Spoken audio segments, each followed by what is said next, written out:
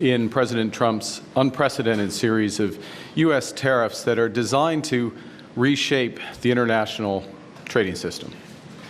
The ambition of these measures is enormous. The effects on the global economy will be monumental. We received confirmation that the latest reciprocal tariffs will not be imposed on Canada. At the same time, President Trump confirmed that the tariffs announced last week against our auto industry will come in, and indeed have come into effect today.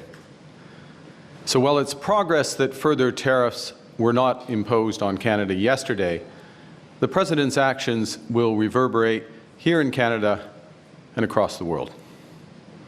Three different sets of U.S. tariffs remain in place and will continue to pose significant threats to Canadian workers and Canadian businesses.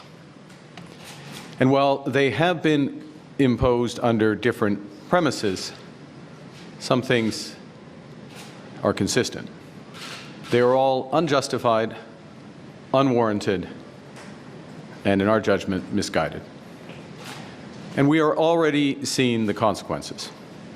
Just last evening, workers from Unifor Local 444, with whom I met last week, learned that their auto assembly plant in Windsor will be shutting down for at least the next 2 weeks.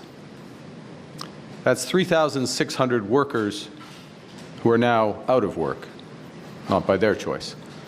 Workers who now worry how they're going to put food on the table and pay their bills.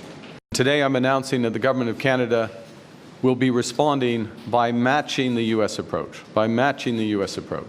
with 25% tariffs on all vehicles imported from the United States that are not compliant with CUSMA, our North American Free Trade Agreement, and on the non-Canadian content of CUSMA-compliant vehicles from the United States as well. Our tariffs, though, unlike the U.S. tariffs, will not affect auto parts, because we know the benefits of our integrated production system.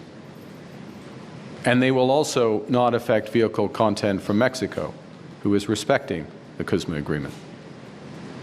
And as well, we are developing a framework for auto producers in Canada to get relief from these counter tariffs as long as they maintain their production and investment in our country.